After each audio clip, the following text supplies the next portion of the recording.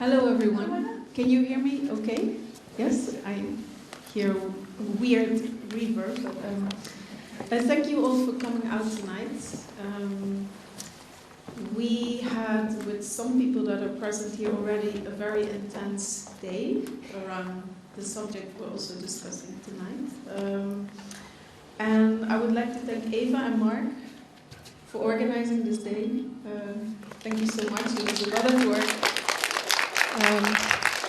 We're happy it could take place actually in person instead of online. We're all very tired of Zoom and whatnot.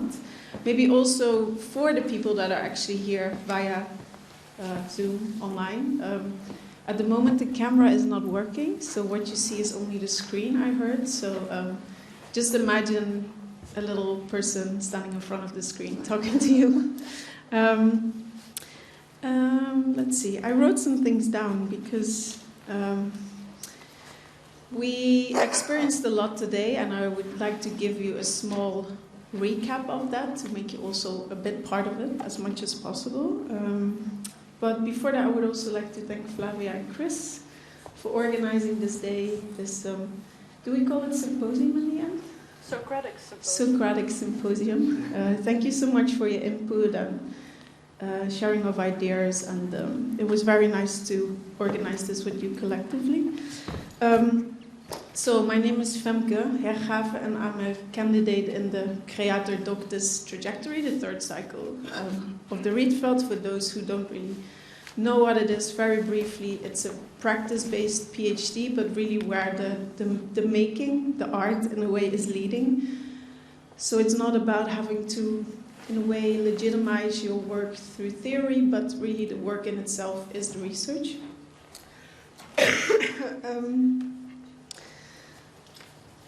Important maybe to say, and that's also the subject of this evening, is that my COD trajectory is positioned within the pillar of the Sandberg around technology, artificial intelligence, machine learning, which is a kind of new sort of field the Sandberg is exploring. And it's maybe important, interesting to say also, to be honest with you, that before I started this trajectory, I didn't use the word intelligence or artificial intelligence in my work, or I didn't really work on it in that kind of sense. What I did work on in the last 10 years is on, let's say, financial systems and what kind of value systems, geographies they carve out. And within that, there was often a kind of research of algorithmic systems, how algorithms are used in trading, but also how they are used to detect ways of how value can be extracted from society, communities, landscapes, human lives.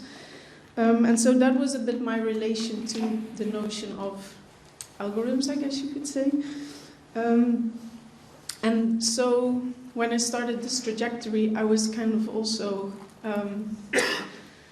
let's say, confronted with this thing we have around AI. I imagine, in general, that there is a certain attraction to it, but also is a suspicion. Like it's something very mysterious. It's something we all supposedly don't really understand what it is, but it's there. And sorry, I wrote some things down because we had a very intense day. Yeah, and I guess I was kind of triggered by this notion of artificial intelligence and how often only experts can explain to us what it is, while supposedly intelligence should be something we possess as human beings, other beings as well. So this point of inaccessibility was kind of part of the trajectory in the beginning. And I thought a lot about this notion of intelligence and how we're actually already, as a young kid, confronted with it. Like, we all have to do this, at least in the Netherlands, I guess also in other countries, this notorious CITO-toets. It's when, how old? You're 10 years old, 11. You have to do tests, and it determines how kind of smart you are and what your following steps are in the educational trajectory. And so, I guess, for me as a child, the notion of intelligence was automatically already connected to a hierarchy, to power relation, to know that there's others smarter than you, they're supposedly above you. And so, yeah, I guess also maybe, I mean, yeah, this was something very striking for me as well in the last week when we watched the news and we see Russian intelligence, US intelligence in the whole Russian Ukrainian conflict, the invasion. The idea of how intelligence is always an advantage that you have on someone else. You know more about someone than the other about you. So there is this sort of competitive advantage. So for me, the question was actually quite prominent. It was a kind of problem at the beginning, like why should I as an artist work intelligence in the first place? And why does an educational institute like Sandberg want to work on this? This sort of trap maybe of AI, artists working with AI, working with machine learning processes, doesn't mean you're validating the technology rather than questioning it. If you want to train a model, where do you get the data from? Like, well, what is the origin of that data? It's an extractivist practice maybe too to collect data. So there's many questions that emerged when I actually practically wanted to start working with these systems. So rather than, let's say, starting immediately with prototyping through systems works, it became much more an investigation into the question of what is intelligence in the first place. Yeah, in a way as a kind of devising, do you say it like that, mechanism? So maybe some questions: what is intelligence? What is then artificial intelligence? Isn't the intelligence a construct anyway and therefore always artificial, as Flavia always mentions in our conversations? Isn't AI just a new branding for old algorithmic systems that are rooted in racial and capitalist classifications? So in a way, the only way to continue my trajectory was problematize this question of intelligence in the first place. And this evening, and also part of today, was a kind of first moment to make that public and also to think collectively. So really briefly, what we did today with a smaller group is that we engaged in what is called a Socratic Dialogue, where there's a very scripted way of having a conversation, in this case about how do we recognize intelligence, where is it, what is it. But because of the method, the kind of script of the dialogue, it also makes us reflect on our own way of thinking and engaging with others while thinking, in order to arrive at a sort of collective way of thinking together where our own egos are placed to the back and we operate more like a sort of communal intelligence, you could say. So I just want to share with you some little snippets that came by today. Why is intelligence so important to us? Why do we want to keep this project of intelligence alive? Why don't we abandon it? Intelligence is a non-human concept. It's beyond us humans. We are part of it, but we're not... But we're not defined. We are not only defined by it. It's of course much bigger than ourselves, our humans. Intelligence doesn't have an essence, and in a way, no one could really define what intelligence is. But what came up a lot is that it's a mechanism that divides the world into a hierarchy of intelligent beings that can extract from objects, non-intelligent objects. So we continue and close off this day here today with a talk by Rodrigo Ochigame, and we're very happy that you're here. Thank you. I'm going to do the bio thing for those who didn't read it, but Rodrigo Ochigame is an assistant professor in the Institute of Cultural Anthropology and Development Sociology at Leiden University. Their research examines unorthodox models of computational rationality, such as non-classical logics from Brazil, non-binary Turing machines from India, and frameworks of information science from Cuba. Their teaching specialties include digital anthropology, anthropology of science and technology, and the social dimension of robotics and artificial intelligence. Ochigame received a BA from the University of California, Berkeley, and a PhD from MIT. And in their talk, Rodrigo will explore alternative rationalities that underpin algorithmic systems. So thank you so much for being here. And at the end, we're going to sit together with Rodrigo, Flavia, and Chris. Thank you.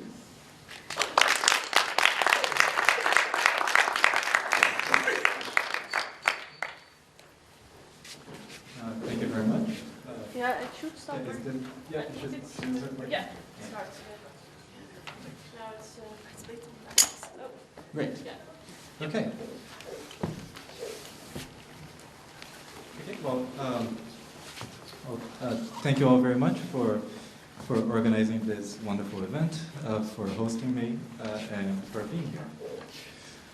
So tonight, I'm asked to reflect on the category of intelligence. And there is much to be said about the category of intelligence, and a genealogy of this category as a whole would be a daunting task. It would need to consider, for example, as Femke mentioned, how the idea of intelligence was transformed by the invention of IQ tests in the late 19th century French psychology, and the widespread adoption of such tests in the early 20th century United States. The rise of IQ testing is just one of many reasons why the category of intelligence has long been linked to racist, sexist, classist, and ableist ideas of individual merit and natural ability. A genealogy of intelligence as a whole would also need to consider the diverse scientific fields that have unsettled anthropocentric assumptions about what should count as intelligence, ranging from biological studies of animal intelligence to SETI, the search for extraterrestrial intelligence. So tonight, I will not talk about intelligence in general. Instead, my focus will be narrower. I'll focus specifically at the peculiar conception of intelligence that underlies projects of artificial intelligence. I will focus on the assumptions about intelligence that enable the emergence of the field of AI. So think of what kinds of problems have been popular in their use by mainstream AI researchers. So a kind of classic example of a problem that AI researchers have considered is playing the game of chess. In a sense, that's kind of paradigmatic of what of the kind of intelligence that AI researchers have been concerned with from the beginnings of the field. So this is a photo of John McCarthy, one of the participants in the Dartmouth workshop on artificial intelligence, where the term artificial intelligence was coined in 1956. Here in this photograph, playing a game of chess with a computer. So the chess and other classic problems that AI researchers have tended to consider, they presume a very peculiar conception of intelligence, and I would say that it's a conception of intelligence based on mathematical calculation and mechanical rule following. Okay? And there's something strange about this conception, because before the 20th century, such a conception of intelligence would have been absurd. So for example, when Charles Babbage in the 19th century designed his analytical engine, so that's what some people call the first design for a general purpose computer. Babbage didn't think of his machine as being artificially intelligent. And instead, his conclusion was, in a sense, the opposite. So if a machine could do certain kinds of mathematical calculation, like analysis, in addition to simple arithmetic operations, that his conclusion was that calculation, including complex calculations, must not require any intelligence. Okay? So it's in a sense the opposite conclusion that people working with digital computing in the mid 20th century thought. Okay? And I think you could say the same about even earlier Enlightenment thinkers. I think for many European Enlightenment thinkers, the idea that intelligence could be reducible to calculation would have been really absurd. Okay? So the question is, what set of intellectual transformations enabled that conception of intelligence to become prevalent in the first place? And here I turn to an existing argument by previous historians of science, in particular an argument by Lorraine Daston and her colleagues. So Daston and her colleagues argue that in the 20th century, there was a dramatic transformation in predominant ideas of reason. So they frame it as the transition from Enlightenment reason to Cold War rationality. So Enlightenment reason, which say was prevalent in the 18th, 19th, and even the early 20th centuries, was based on human judgment and mindful deliberation. Okay? So when you think of Descartes or Leibniz or Condorcet, right, the conception of reason that all of these figures had was basically grounded in human judgment and mindful deliberation. And in the 20th century, particularly during the Cold War, there is a shift, and rationality becomes something based on rigid rules, algorithms, and formal models. Okay? And I tend to think of this shift from Enlightenment reason to Cold War rationality as setting the stage for ideas of artificial intelligence. I think ideas of artificial intelligence are only possible because of this major intellectual shift. So tonight I want to concentrate on 3 examples of dominant formal models that have underlaid systems of artificial intelligence. Namely, I want to talk about mathematical logic, the Turing machine, and information retrieval. So these are three major examples of models that have inspired systems of artificial intelligence. Okay? So mathematical logic has been at the core of artificial intelligence projects from their very beginning. So one example, a project that is often considered to be the first attempt to build to explicitly build an artificial intelligence system that's often cited is the Logic Theorist project by Alan Newell and Herbert Simon, both of whom were at the Dartmouth conference where the term AI was coined, right? So systems of mathematical logic have been key to ideas of artificial intelligence from the beginning. Yeah. Another example is the Turing machine, so the abstract model of computation consisting of an imagined infinite tape with binary symbols, like 0, 0, or 1, that was formulated by Alan Turing in 1936, and has been key to ideas and projects of artificial intelligence from the beginning, including Turing's own speculations on machine intelligence in a 1950 paper that preceded the coinage of the term artificial intelligence. And the third example is information retrieval. And I'm thinking here in particular of the idea of the memex advanced by engineer Vannevar Bush around World War II, around the end of World War II, in which there was the idea of the possibility of a computational mind based on indexing and searching information. Right? So these are the 3 models I want to talk about tonight. And each of those models is illustrative of a particular cultural assumption about rationality that underlies systems of artificial intelligence today. Okay? So mathematical logic is illustrative of cultural assumptions about rationality being based on consistency. Okay? The Turing machine is illustrative of the cultural assumption of certainty. Okay, so there's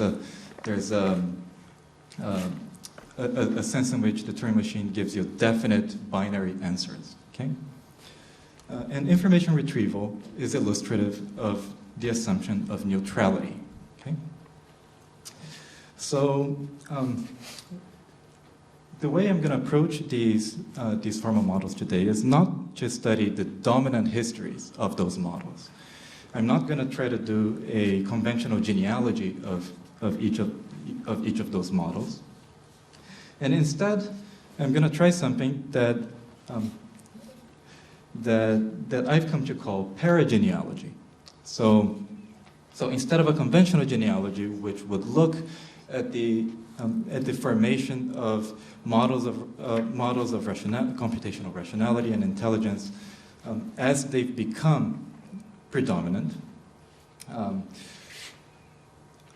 going to look at alternative models of computational rationality and artificial intelligence that were based on epistemological and political critiques of the dominant models, but that did not necessarily become the dominant ones. Okay? And my cases are the following. So I'm going to talk about 3 types of unorthodox models. I'm going to talk about nonclassical logics from Brazil. I'm going to talk about non-binary Turing machines from India, and I'm going to talk about socialist informatics from Cuba. And each of those models unsettles the dominant cultural assumptions about rationality that I just presented to you. So if mathematical logic tends to be illustrative of the cultural assumption of consistency, the non-classical logics I'm going to talk about try to imagine what rationality would look like if it embraced inconsistency, or if the dominant form of the Turing machine is based on ideas of binary certainty. Indian scientists in the 1950s were concerned with models of computation that embraced uncertainty. And Cuban information scientists wanted to move away from the ideal of value neutrality and embrace a kind of political partiality. Okay, so now I'm going to talk about each of the cases in greater depth. So my first case is the emergence of non-classical logics in Brazil. So these are Newton da Costa and Ida Arruda, Brazilian mathematicians who pioneered the field of non-classical logics, which studies systems of mathematical logic that challenge the classical commitments to absolute consistency and to a binary division of truth and falsity. Da Costa and Arruda developed a prominent kind of non-classical logic called paraconsistent logic. Paraconsistent logics are those which permit inference from inconsistent information in a non-trivial fashion.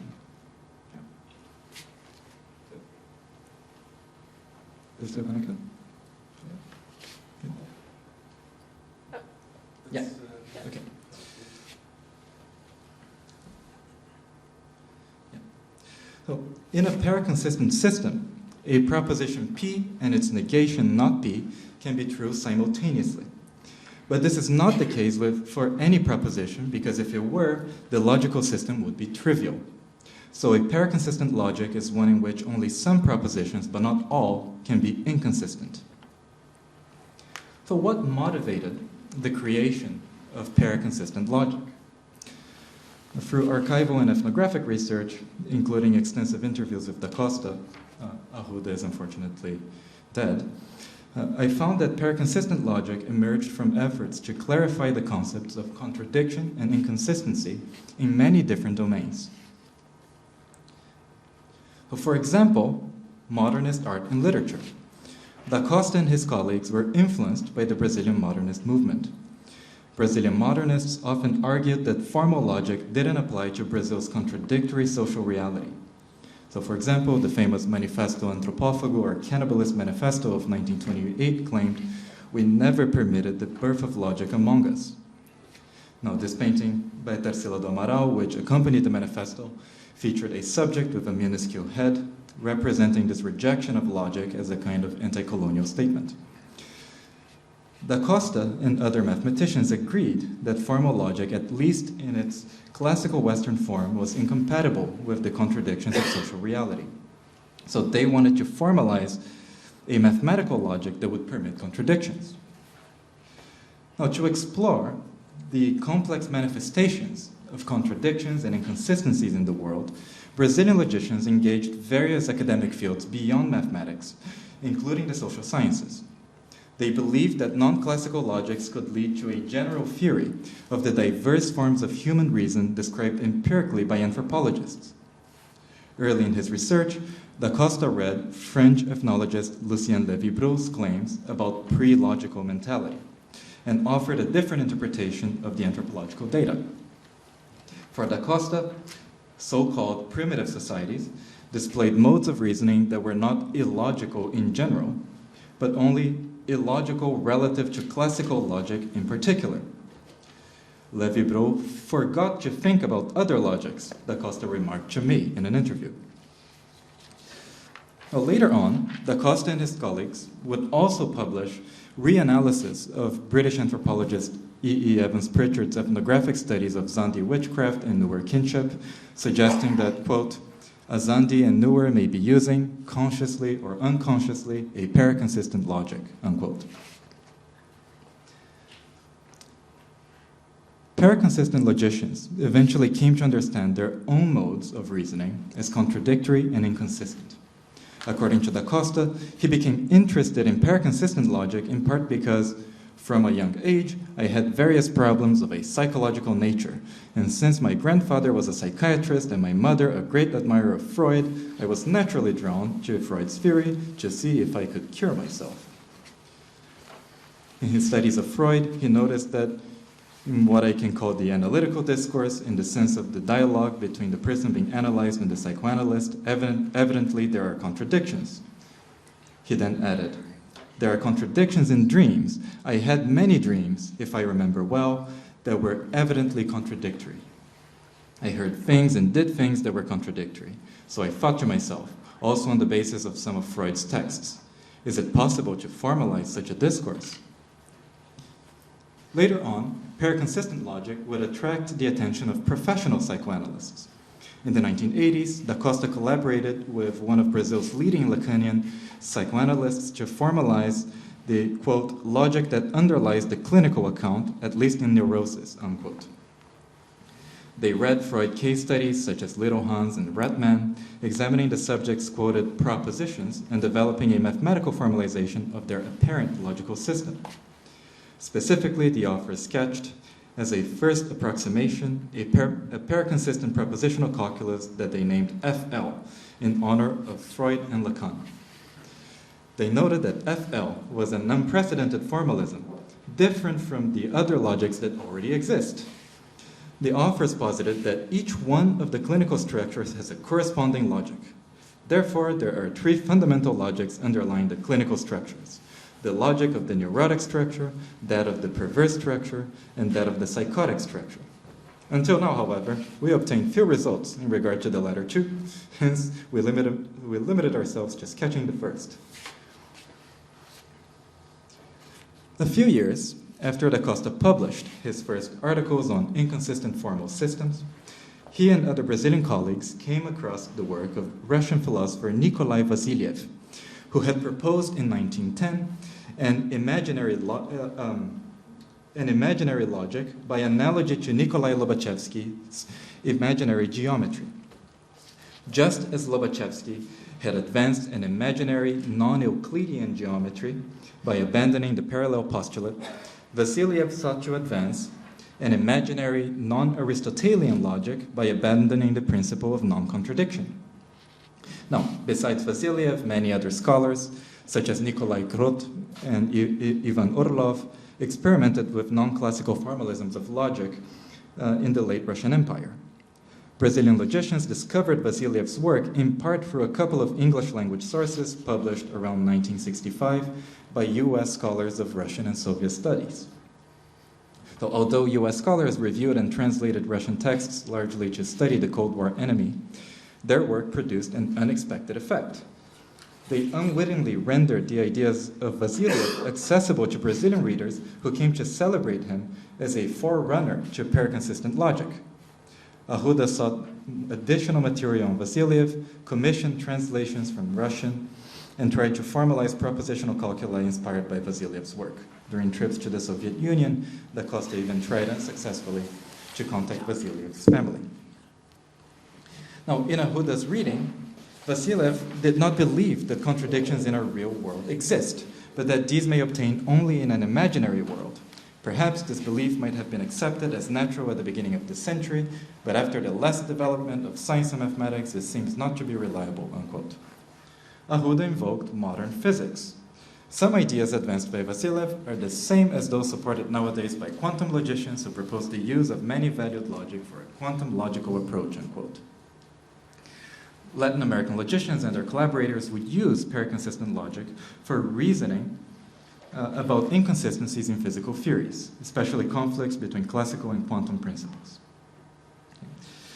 Therefore, pair-consistent logic emerged from efforts to clarify the concepts of contradiction and inconsistency in domains as varied as Brazilian modernist art and literature, social anthropology, Freudian psychoanalysis, and quantum mechanics.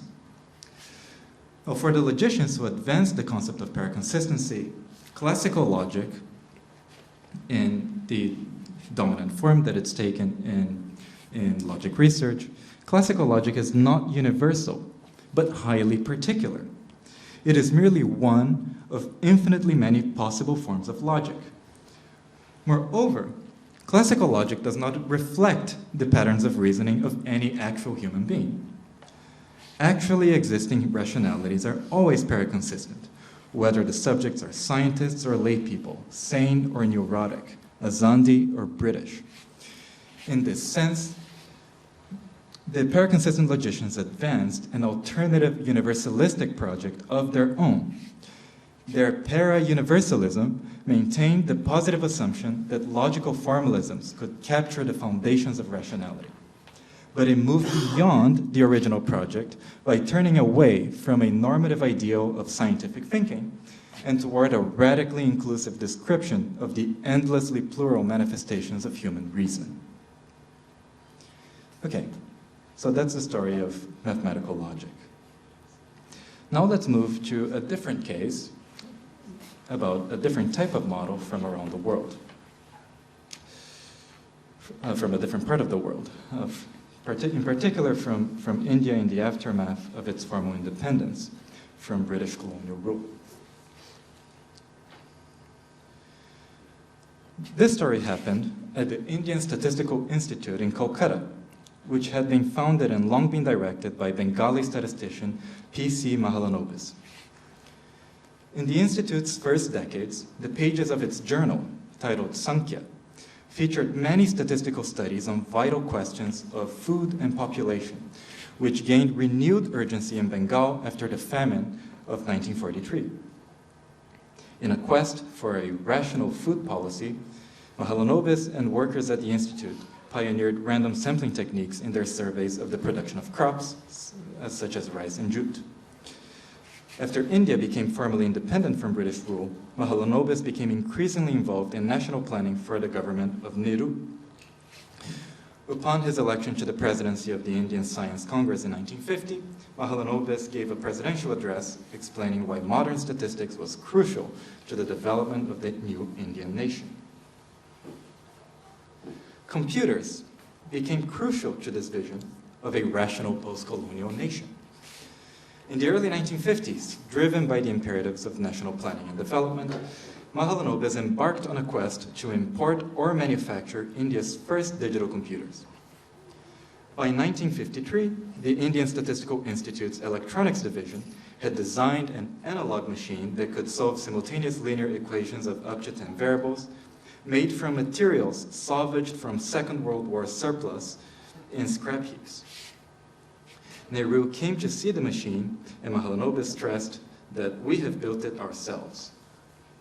Mahalanobis immediately started to investigate the possibility of a general-purpose digital computer, seeking help simultaneously from the United States and from the Soviet Union. Confidential documents, recently uncovered by historian Nikhil Menon, revealed that the US Department of State worked to prevent Mahalanobis from obtaining technical aid because of the department's perception of his Soviet sympathies. During this period, Mahalanobis looked to Indian philosophy in search of alternative models of logic and statistics, which would later inspire the imagination of different kinds of computers. At a symposium on statistics in 1953, Mahalanobis presented some ideas in the Indian Jaina theory of Shiatvara, which aroused much interest. Mahalanobis elaborated his ideas in a paper first published in 1954 and later reprinted in Sankhya. So what is Shiatvara? According to philosopher Janardhan Ganeri, Shiatvara may be understood as a theory of the conditionalization of assertion. The theory recommended conditionalizing any statement with the particle syat, which Ganeri translates as somehow, and Mahalanobis translated as maybe. So imagine going around and every sentence you utter starts with maybe. There are various accounts of the theory in Sanskrit texts, ranging from Bhadrabahu's in the 4th century BC to Malisena's and Vadidevasuri's in the 12th century AD. Some accounts include a 7-fold division of types of statement or modes of predication, Sapta Banji, the focus of Mahalanobis' analysis. So he referred to it as a logic or a dialectic, rendering and translating its 7 categories as follows. Okay, maybe it is, maybe it's not, maybe it is and it's not, maybe it's indeterminate, maybe it is and also indeterminate, maybe it's not and also indeterminate, maybe it is, it's not, and also indeterminate. Very different from true and false. Okay. So the first 3 categories, Mahalanobis noted, conform to the categories of classical logic: assertion, negation, and both. Now note that Mahalanobis performed here substantive interpretive work in framing the Jaina theory, called Shiatvara, as analogous to the Western category of logic, right? And also in framing the semantic predicates, called Banji, as analogous to truth values. Neither analogy is self-evident, and both rest on some measure of simplification. In any case, the 4th category, avakta, is even harder to translate. Mahalanobis chose to translate it as indeterminate, noting that other authors also used indescribable, inexpressible, or indefinite. Ganeri, the more recent scholar, translates avakta as unassertable. Now, Mahalanobis argued that this 4th category of avakta supplies the logical foundations of the modern concept of probability, because it's a synthesis of the first 3. He gave the example of the throw of a coin. A coin, he explained, has the possibility of being head or not head, sometimes head and sometimes not head, and the combination of both possibilities of it is and it's not in a yet indefinite or indeterminate form. In this sense, he argued, the 4th category of predication in Jaina logic corresponds precisely to the meaning of probability, which covers the possibility of A, something existing, B, something not existing, and C, sometimes existing and sometimes not existing. Now, for Mahalanobis, the main difference between avakta and modern probability was that the former is qualitative and the latter quantitative. It's the explicit recognition of and emphasis on the concept of numerical frequency ratios which distinguishes modern statistical theory from the Jaina theory of Shiatvara, he wrote. He also extended the probabilistic interpretation of avakta to the remaining categories. The 5th category asserts the existence of a probability field, the 6th category denies it, and the 7th covers the whole range of possibilities mentioned in the other 6 categories. Now, Mahalanobis drew multiple parallels between Jaina philosophy and modern statistical theory. He linked the statistical concepts of individual and population to the Jain view that a real is a particular which possesses a generic attribute, in his words. He linked the concepts of association, correlation, and concomitant variation to the Jain emphasis on the relatedness of things and on the multiform aspects of reals. He linked the concept of stochastic processes to the Jain view that A real changes every moment and at the same time continues. Most importantly, he framed the Jain commitment to non-absolutist and relativist predication as the basis for a modern statistical outlook.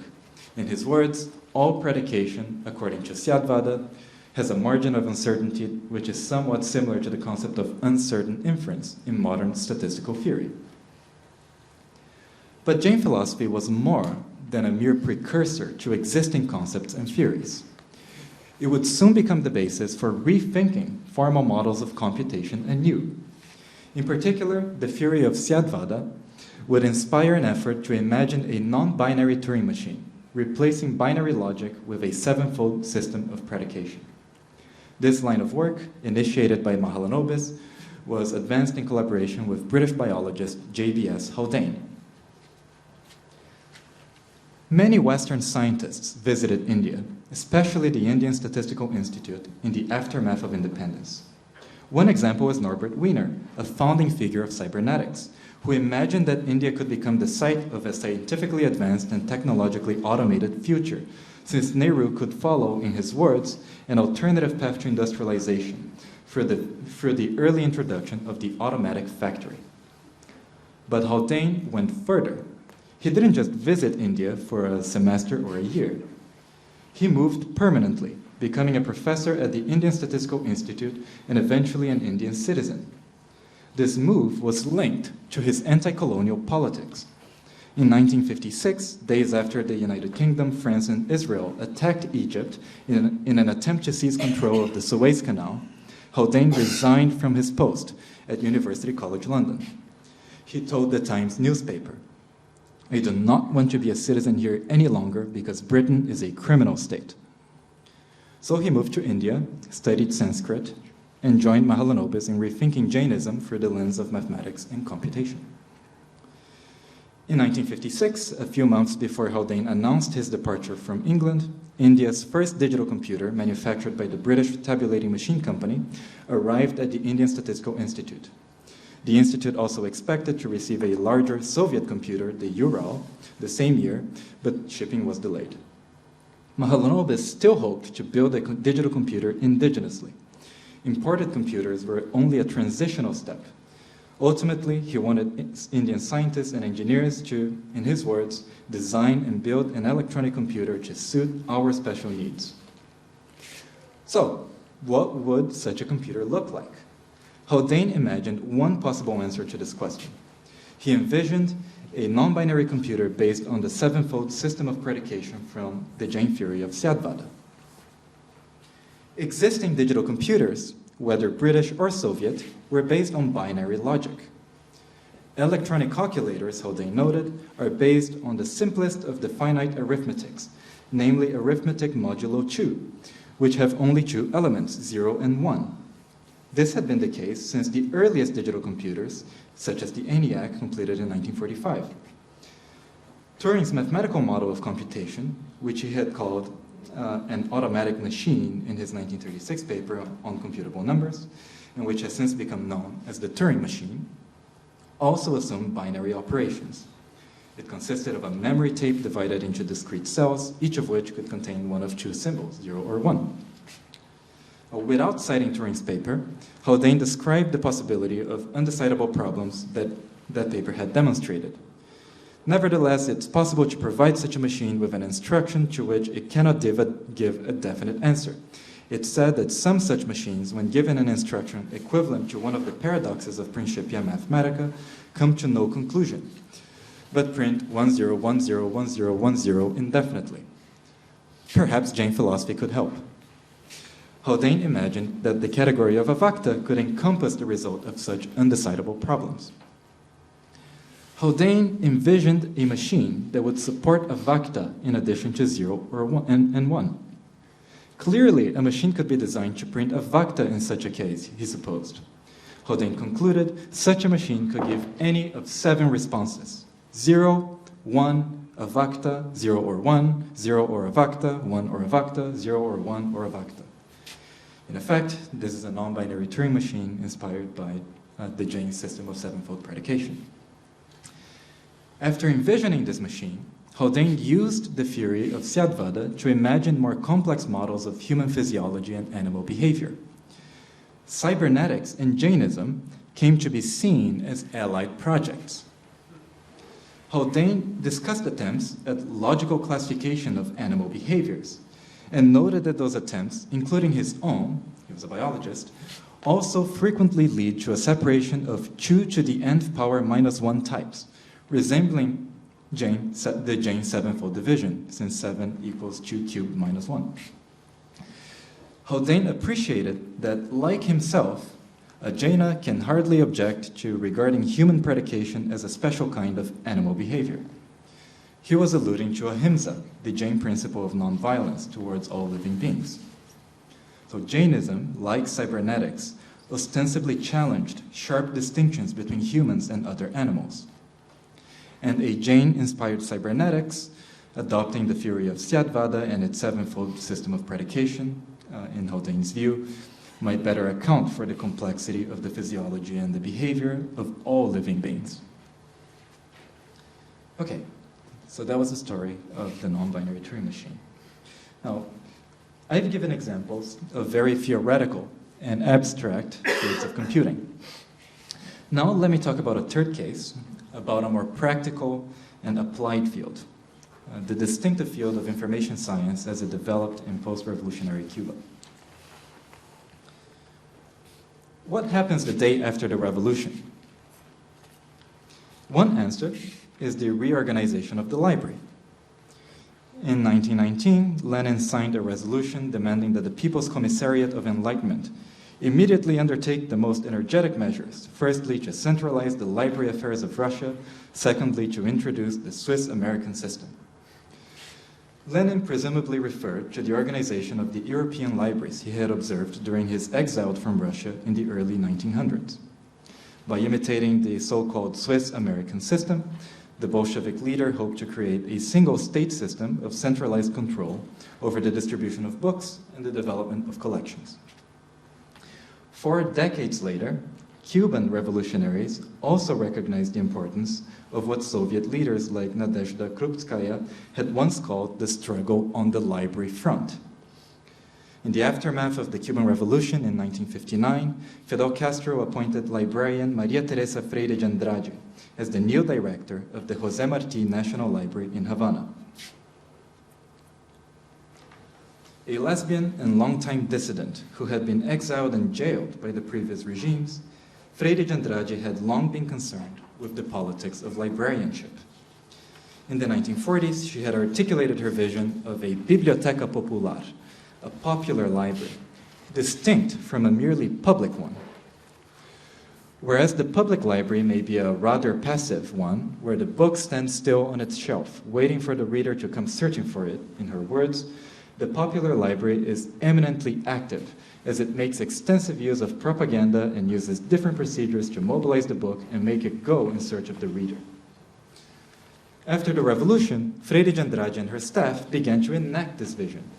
They brought books to the people by sending bibliobuses, buses that served as moving libraries, to rural areas where no libraries existed. They also began to develop a novel practice of revolutionary librarianship. Unlike with Lenin, the goal was not to imitate the organization of European libraries. In a 1964 speech, Freire de Andrade argued that Cubans could not simply copy what the English do in their libraries. By doing so, in her words, we would have a magnificent library, we would have it very well classified, we would provide a good service to many people, but we would not be taking an active part in what is the revolution.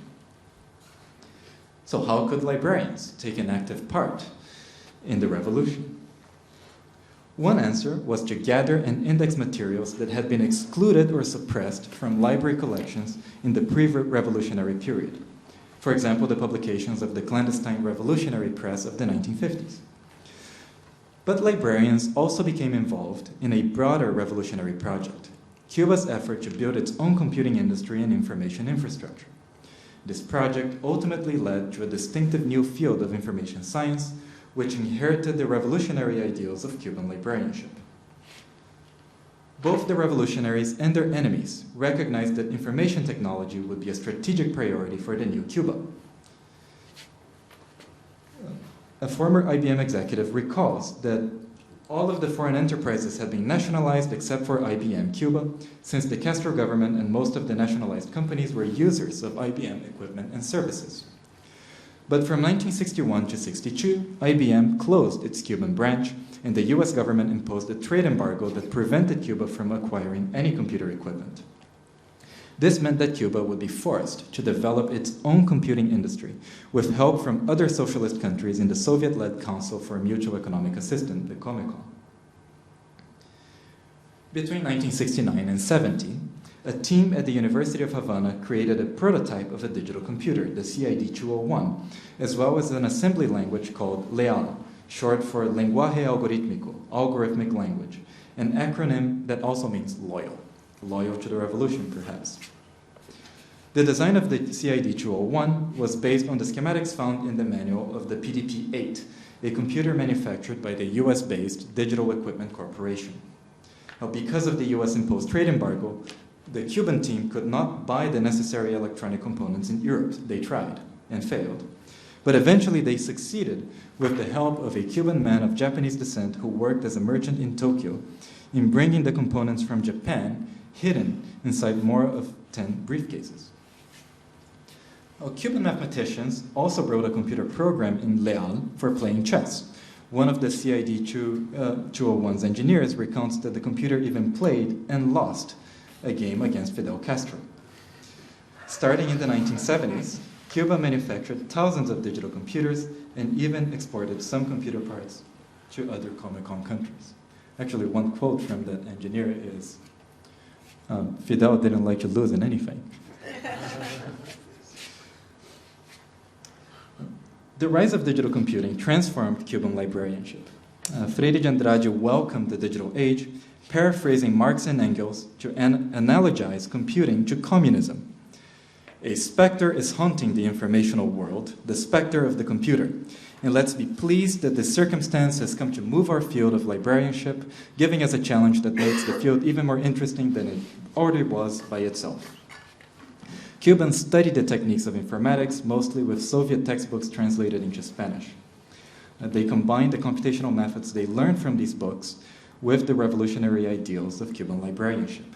Now, this synthesis produced distinctive theories and practices that diverged substantially from those of both Western and Soviet informatics.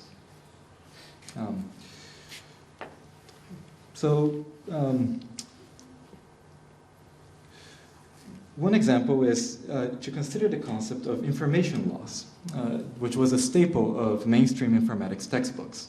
Now, a classic example is what's called Lotka's Law, formulated in 1926 by a statistician at Metropolitan Life Insurance Company in New York. And he sought to compute the frequency distribution of scientific productivity by plotting publication counts of authors included in an index of abstracts of chemistry publications. So he claimed, Lotka claimed, that the distribution followed an inverse square law, that the number of persons making 2 contributions is about 1/4 of those making 1, the number of those making 3 contributions is about 1/9, etc. The number of people making n contributions is about 1 to the 9th squared of those making 1. Now, like Western textbooks, the Soviet textbooks of informatics adopted in Cuba covered these kinds of information laws in depth. Their main authors, Russian information scientists and engineers, A.I. Mikhailov and R.S. Gilyarevsky, quoted a peculiar passage by U.S. information scientist and historian of science, Derek de Solla Price, on the distribution of publication counts. They follow the same type of distribution as that of millionaires and peasants in a highly capitalistic society. A large share of wealth is in the hands of a very small of extremely wealthy individuals, and a small residual share in the hands of the large number of minimal producers. Now, for Cuban information scientists who had experienced a socialist revolution and an abrupt redistribution of material wealth, this unequal distribution of informational wealth also had to be radically transformed. Among these information scientists was Emilio Setien Quesada, who had studied and worked with Freire de Andrade since the beginning of the post-revolutionary period. Setien Quesada contested the very idea of an information law. In an article co-authored with a Mexican colleague, he objected to the term law, which seemed to imply, in his words, the identification of a causal, constant, and objective relation in nature, society, or thought. The mathematical equations represented mere regularities, without expressing, in his words, the causes of qualitative character of the behaviors they describe. So in short, those causes were historical, not natural. Therefore, Setien Quesada and his colleague argued, publication counts did not conclusively determine the productivity of authors any more than declining citation counts indicated the obsolescence of publications. Cuban libraries should not rely on these metrics to make such consequential decisions as choosing which materials to discard. Traditional informatics was incompatible with revolutionary librarianship because, by treating historically contingent regularities as if they were immutable laws, it tended to perpetuate existing social inequalities. Now, Cuban information scientists didn't just critique the limitations of traditional informatics, however. They also advanced a more critical approach to mathematical modeling, one that emphasized the social complexity and the historical contingency of informational regularities. In the 1980s, when Cuban libraries were beginning to adopt digital computers, Setien Quesada was tasked with developing a mathematical model of library activity based on statistical data for the purpose of economic planning. But he was dissatisfied with existing models of the intensity and effectiveness of library activity devised by Soviet and US information scientists. Yeah. So I'm not going to go into the particular details of the mathematical decisions that go into this model, but one thing to say about them is that the Cuban model was not only much more complex mathematically, but that it was very much concerned, or at least it was designed with the concern of trying to ensure a certain diversity of points of view in the materials being indexed and made prominent. Now, whatever the merits and limitations of this particular mathematical model, the broader story of Cuban information science encourages us to be skeptical of the claims attached to models and algorithms of information retrieval in the present. If yesterday's information scientists claimed that their models ranked authors by productivity and libraries by effectiveness, today's so-called AI experts claim that their algorithms rank personalized search results by relevance. These claims are never innocent descriptions of how things simply are. Rather, these are interpretive, normative, political consequential prescriptions of what information should be considered relevant or irrelevant. These prescriptions, disguised as descriptions, serve to reproduce an unjust status quo.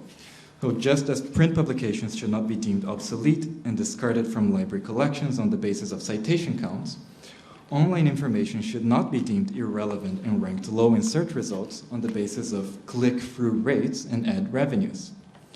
So the innovative experiments by Cuban information scientists remind us that we can design alternative models and algorithms in order to disrupt, rather than perpetuate, patterns of inequality and oppression. Okay, so what to make of all of these different cases? So here I just want to highlight one thing, and that is that each of these different models of computation was only able to emerge because it was tightly linked to a different model of society. So I think that non-classical logics would not have emerged in the way that they did if it hadn't been for the broader social visions advanced by Brazilian modernism. Non-binary Turing machines, at least as they were imagined in post-colonial India, would not have emerged in the way that they did if it hadn't been for the broader context of the Indian decolonization projects. And socialist informatics would not have emerged as they did if it hadn't been for the broader political visions of the Cuban Revolution. And I would say that this link between models and computation and models of society is not something that just emerges in the unorthodox cases that I showed today. It's just a little easier to see those connections in the unorthodox case. But I would argue similarly that the dominants that have become predominant, even though they're presented as universal and acultural, are similarly shaped by cultural, economic, and political contexts. So if there's any quick takeaway to be taken by these stories, I would frame it as follows: that despite the aspirations to universality and generality in the formal models used by AI researchers, the category of intelligence is culturally specific, historically contingent, and open to radically distinct models. Okay. Thank you very much.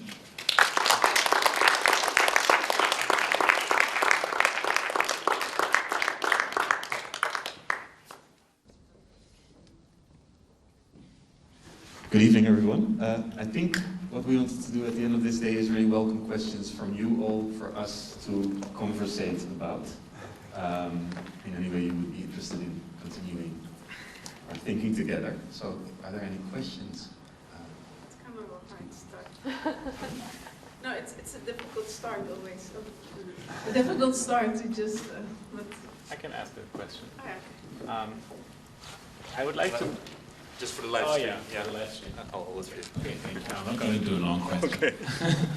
So, my point. Now, I would like to hear a little bit, because you are also part of the Creator Doctus program, but I would like to hear a little bit on how you work together in the program. Like, because Femke told me a little bit that you have, like, you talk about topics that you bring to the table, but how do you collaborate? I would like to. Should I kick it off? Yes, don't look in my direction. Thanks for the question. I mean, I think for the first year, this was actually quite a search for us to find the right mode of working, because obviously Flavia and I are slightly theory-oriented people, both in our own ways. And the idea of a Creator Doctus is to be an artistic process, so immediately the question of sort of the role of theory became pertinent, and I think in the past year we really figured out how to maintain a theoretical orientation in trying to work through these questions. So we've summarized it today for you as this question surrounding intelligence, but I think it was quite a bit broader than that, but it's most easily summarized surrounding this issue of intelligence. And in that sense, we simply try to bring to the table various kinds of sort of theoretical reflections that can open up these different parasitical, these sites outside of intelligence that are maybe more pertinent but also connected to intelligence. So I was just saying to Rodrigo, we read The Parasite by Michel Serres, part of that, looking into both economics and noise as features of sort of questions of meaning making. But yeah, really ranging broadly, I think, in different theoretical fields. And then Femke, sort of going to have to pass this to you, I think, to answer, but always try to be sensitive to, let's say, your process or intuition or insights to determine the next step. So I think there was a lot of sort of intuition going on in trying to each time determine what's the next step. What do we need to fill in this sort of negative space that we, or Femke defined as Elaine in a sense, this question towards the technology in the world that's, deferred, and that we're each time trying to approach through different theoretical inflections and positions. For me, what was important when we set up this supervision, which is a word I object to, it's a word I resist, was to try and establish a model of cooperation that was non-hierarchical, where there is not such a thing as a supervised and a supervisor. Because I resist the nomenclature. I resist that the nomenclature comes with a hierarchy implied, and that also implies a top-down transmission of knowledge. And instead of one thing that organically developed is a form of cooperation around knowledge, where we are not in relationships of power from the supervisor-supervised perspective, but more of people who are interested in pursuing certain ideas in a rather horizontal way. And I think that that serves what we do better, because in this way we are not looking at what Femke does, but what Femke does and what we bring to the table with Chris in turn also informs our own research. I'm a researcher as well on this very topic, and every session that we have with Chris and with Femke is a session where I also take something with me from those. And I think that that horizontal way of organizing is what allowed us to open ourselves up for that kind of moment of shared understanding. Also, I do not like to, this is a very personal stance. I do not like the notion of we are pursuing knowledge or we are creating knowledge. Absolutely not. I would rather stay on much tiny gestures of trying to figure things out, trying to untangle certain issues that we encounter. And in those tiny gestures, I think that there is a lot more value for what we are doing than in big declamations of supervising or whatever epistemic model we would want to apply here. Yeah, and maybe to add to that, of course, both Chris and Flavia have more like a theoretical background or practice. I'm an artist, I'm a maker. So it's also interesting that often in our conversations, we talk about like different ideas, concept, and then I always say, okay, but how does this translate to da-da-da I'm working on? So there's also this kind of thing we have to negotiate in a way, which is interesting. But what it refers to for me is that it's the supervision is more like also an experiment in thinking together, a bit like what we did today. And in my work, I often work with, collaborate with people or communities. And so what I think is also interesting in terms of the whole trajectory for me is that you are assigned as an artist and as an individual this position, an individual position, while often I collaborate or there's collective authorship.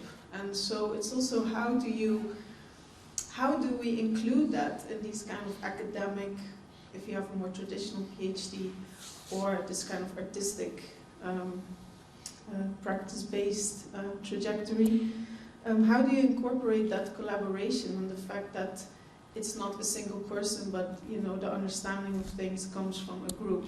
And I think it's quite telling that we also arrived at this way of supervising that has, again, this kind of collective thinking, even though we are with three. But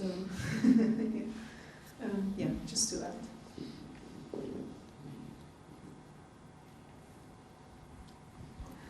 Does anyone else want to go for a question?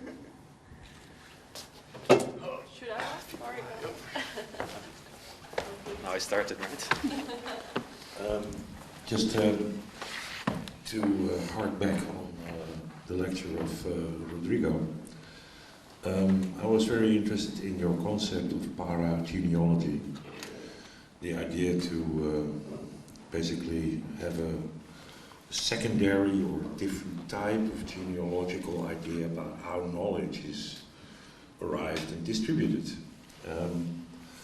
But what I found difficult to pinpoint is basically the idea, how do you see it in connection to what is a rather specific field of inquiry, which is media archaeology. So I was very interested in, you see it really from the context of anthropology and different types of cultures and knowledge production.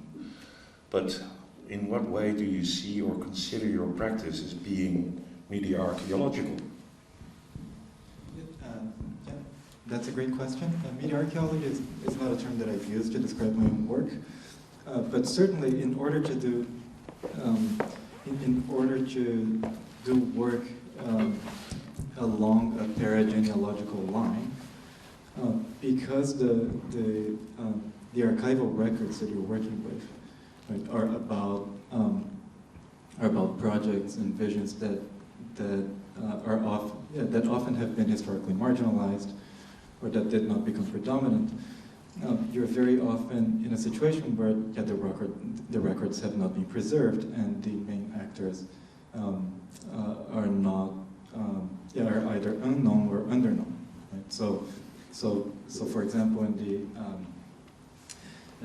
the Freire de Andrade case, when I started doing work on Cuban informatics, despite her importance to Cuban librarianship, her main books were not even indexed by Google Scholar. A lot of the main actors and events were not on Wikipedia, for example. So I think that the kinds of techniques that people in media archaeology deal with, like for doing research with very uncertain, fragmentary, and incomplete archives, it's something that's absolutely necessary for anyone trying to do perigenealogical work. Right? And doing work in that mode, you can never be certain that. And one claim that you can never do is that you're doing something comprehensive. Right? Like you're always, you're always dealing with like a few specific cases that you managed to get to somehow, and the hope is that if you look at enough of them, they just help you delineate the limits of the category you're trying to investigate. Yeah.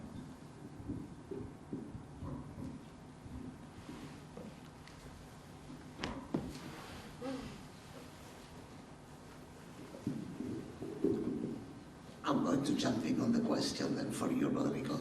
You talk about paragenealogy, and we are in an art school and a design school, and I was wondering what role would speculation have in this? Because of course what you do, you come from a very scientific and very hard science background, MIT, Berkeley. These are places where I don't know what room speculation would have. So I was wondering if you had considered, or if you had thought, speculative aspects of a paragenealogy. Well, I do think that I see what I'm calling perigenealogy as just one of many tactics or methods you could have for trying to get at the implicit assumptions and limits of a concept. I mean, certainly, speculative, artistic modes of inquiry are also one such method. So even though in my work, I operate under the rule that I have to find something empirical that other people have done, and I mean those are the rules that the game that I play. Yes. Right. It's just one of many ways of getting in, getting to the limits and implicit assumptions of concepts.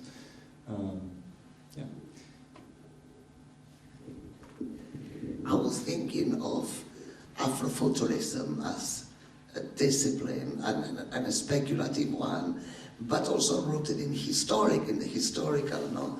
And some of your research around computational models, non-hegemonic, lead me in that direction, in the sense that one could speculate what if about a future that never happened, no?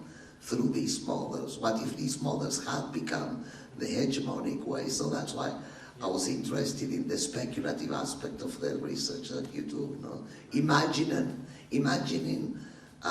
the future that never was, basically. That's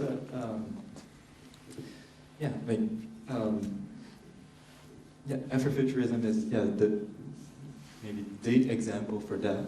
Another that comes to mind, which links historical work operating in this para-mode, and speculative work is in the better known case, well, better than any of the cases that I've shown, because those are just from my work, but a better known case is the case of Project Cybersyn, the experiment with cybernetics under the government of Salvador Allende in Chile in the early 1970s. And in that case, I mean, there are people who've done historical work on that. And the historical work that was done on that also helped to inspire science fiction work on trying to imagine what a socialist cybernetic future in Chile would have looked like if it hadn't been for the 1973 coup. Right? Well, on the whole, I would be tremendously excited if artists picked up the historical work that I do in order to speculate on alternative futures for something like artificial intelligence.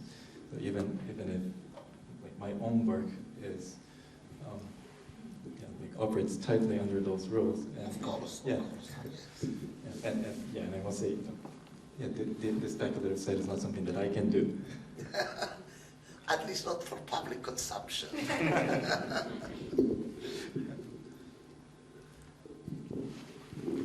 Anyone has any question?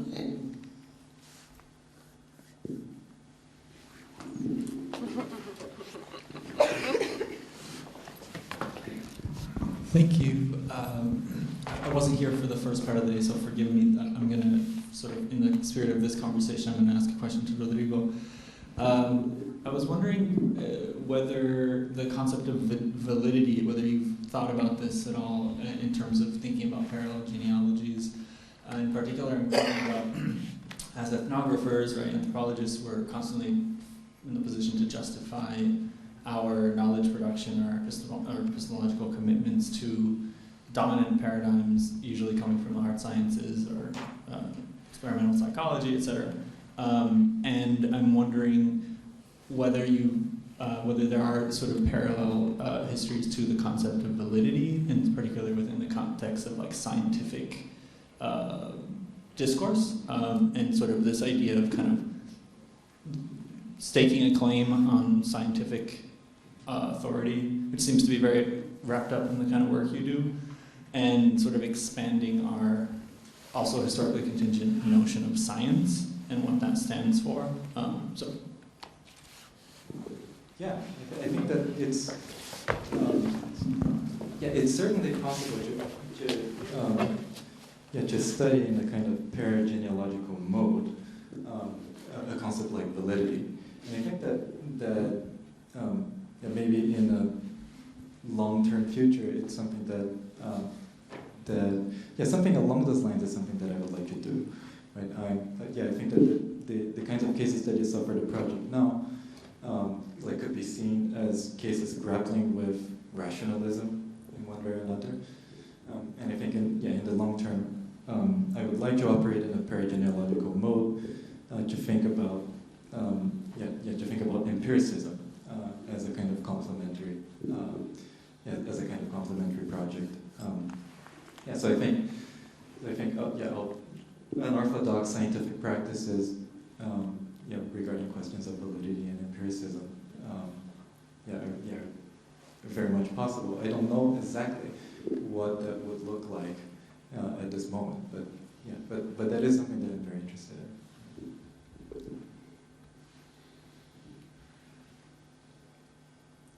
Maybe I can jump in with a question. So I think everybody's more or less interested in this para-genealogical approach, very evocative, especially with your cases coming along with it. And so it reminds me of Foucault describing the sort of the effort of a genealogical study of, rather than going towards the essential meaning of terms, which is also something we were struggling with this afternoon, in terms of, for example, intelligence having some kind of stable or essential meaning that we would incessantly try to find, going to the boundaries or to the edges of meaning to kind of understand its nature by maybe destabilizing it or finding its edges. And for me, working a lot with collapse, this is a very interesting also moment where maybe a level of rationality meets an empiricism of understanding where a concept ends and is no longer tenable. And when I look at your 3 case studies, they seem all to also challenge this notion of dualism, right, or dualistic foundations in our binary logic. So all that makes me curious as to sort of your next steps of your research, your new research interests, and to what extent you would say that as perigeneology is trying to seek out these boundary conditions beyond dualism. Would that be like a fair qualification of your work, or how do you think about those next steps? Yeah. So the like challenging of dualism is not something that I was looking for when I started just following cases that seem to unsettle mainstream assumptions about computational rationality. But it's something that ended up appearing in a lot of them. Right? So I guess that's great, right? It's not even though it's not something that I set out to do, it's something that ended up appearing over and over in the cases that I ended up finding. What was the other part about? So if this is something you're going to carry forward, also in terms of like sort of inquiring after these boundaries of the limits of our thinking. So I think that these 3 cases deal with some of the major models of computational rationality and some of the major assumptions that are associated with them, right? So, consistency, certainty, and value neutrality. I do think that there are more cases that are more models that I would like to cover. One in particular is, I think it's important to have a case about mathematical optimization, and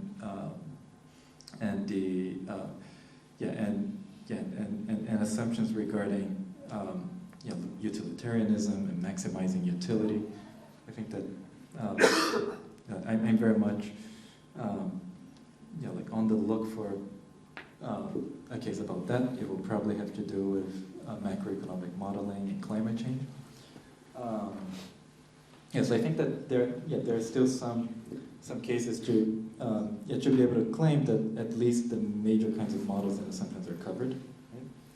Right? Of course, the particular cases that I do end up writing about are just some of many that probably exist out there. It's just that as someone doing perigeneological work, you can never be sure of the kinds of things that are out there. And if you do find leads into something that helps you think about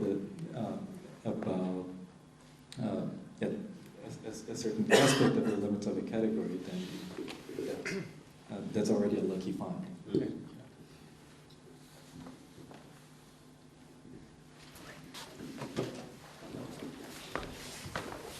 Another exercise tonight. Thanks Rodrigo for your super interesting talk, and also thank you Femke, and actually all of you on stage for the super interesting day. I'm also a little bit flooded with thoughts, and so I'm not sure my question will come out very logically. But during your talk I thought it was a really interesting way to look at it. To me, it opened up a whole new perspective. So I thought it was interesting to see the development of AI from this Cold War rationality. So I was wondering if you but it's a question to all of you, maybe if you extrapolate that. I thought it was interesting to think of AI as starting as this computational logical device, which you could say is quite far from lifelike intelligence. But then we're moving now towards more statistical or Bayesian statistic, or maybe even quantum computing ways of AI. So I'm just wondering, how would you deterritorialize that? And also, if you speculate in the future, do you think AI, if it could include more uncertainty, which it's starting to do, and quantum mechanics, so if the uncertainty is included in the AI, would it come closer to lifelike intelligence?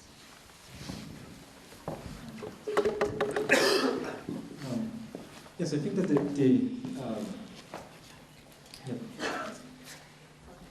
this question of the relationship between computational models that are supposed to be that are supposed to capture some aspect of intelligence, and the broader use of the category of intelligence to be applied to various things in the lifelike fashion you described is a pretty interesting one, and one of the big claims that you can reasonably make about the history of AI is that in the beginnings of that project in the 1950s, the premises about what was the intelligence that researchers were after was much more anthropocentric than it is now. Right? So there's a kind of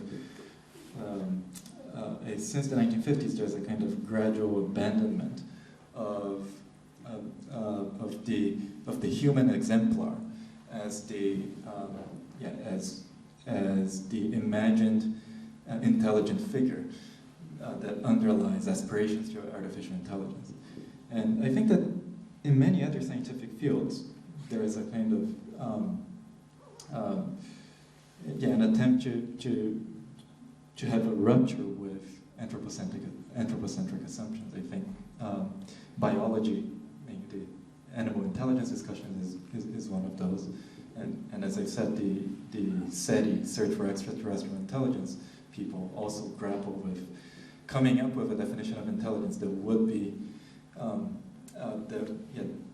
that would still serve for their purposes, but not be overly anthropocentric.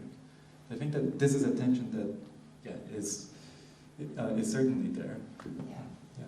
But I also specifically didn't say human-like, but more life-like. So also the intelligence that is within the body or cells or plants. So just, I don't know if you're familiar with Roger Penrose, who is a physicist, who says, okay, a machine cannot replicate this kind of lifelike intelligence, which is not human intelligence, but that are something specific of the mind being in the fabric of the universe, kind of idea that makes this discrepancy. So I wasn't referring to human-like, but more, AI versus this lifelike, which includes a lot of uncertainty and options, and what also came back into your non-Turing machines, where there's multiple options and states can be entangled or multiple at the same time. So if that would be included in AI, would it merge to lifelike? Right. Yeah. So. To be honest, I don't personally subscribe to Roger Penrose's views about quantum mechanics and consciousness. But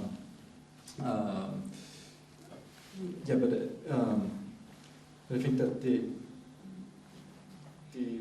one point that I would make from some of these empirical cases is that there is no clear relation between actually existing phenomena either either in humans or in other types of life forms that are attributed, to which the word intelligence is attributed. There's no relation between those things. There's no clear link between those things and the kinds of models that are presumed to reflect intelligence. And always the assumptions embedded in the formal models are much, much narrower than and limited if they were trying to account for the complexity of stuff that you can find out there. And so there's a lot of room for narrowing and expanding what the assumptions of the models are. With regard to uncertainty, certainly a lot of existing and dominant AI models today try to formalize the notion of uncertainty through probability theory, right? But I would say that the epistemological assumptions underlying it are not nearly as radical as what these Indian scientists were trying to do with J philosophy. I was thinking it's exactly these kind of questions that are very central in the process of actually in CRD working on artificial intelligence. And in the beginning of the trajectory, there were all these kind of, let's say, prototypes, plans for prototypes or things to build. But it was quite interesting because already very soon it was clear that we had to narrow things. I say we all the time, but had to narrow things down really a lot. Make prototypes around specific tasks, and that felt so binary in a way. So it was or engaging with that, but rather it became more about questioning these kind of models and trying to think about alternatives, so having a more speculative approach to what an AI could be. And so this character that always comes back in my work, Elaine, she became also, we anthropomorphize her by saying she became this AI project that is not an AI to be built, because in a way she's impossible to be built. She consists of many maybes and doubts and things that the models cannot really grasp. But it becomes more like a speculative approach to imagine what that could be. So, and I think therefore it's also an artistic project, yeah, of course, to imagine something that the models cannot build yet, or never, maybe. So maybe that's also a question of how the notion of speculation or fiction come in to reflect on those things, yeah. And I'm afraid that we come to an end of the day with these reflections. There are drinks there in the back, and I'm going to say something terrible. You can take a drink and drink it outside, because we need to vacate the building within the next 5 minutes.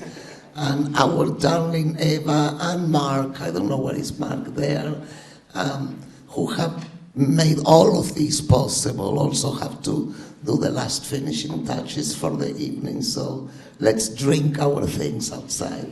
Thank you very much.